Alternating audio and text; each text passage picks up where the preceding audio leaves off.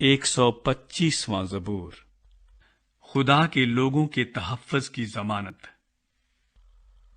جو خداوند پر توکل کرتے ہیں وہ کوہ سیون کی مانند ہیں، جو اٹل بلکہ ہمیشہ قائم ہے۔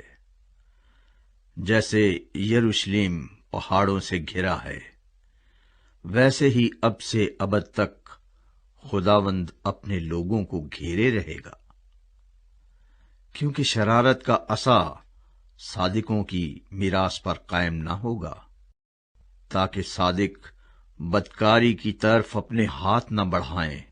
اے خداوند، بھلوں کے ساتھ بھلائی کر، اور ان کے ساتھ بھی جو راست دل ہیں، لیکن جو اپنی ٹیڑھی راہوں کی طرف مڑتے ہیں ان کو خداوند بد کرداروں کے ساتھ نکال لے جائے گا۔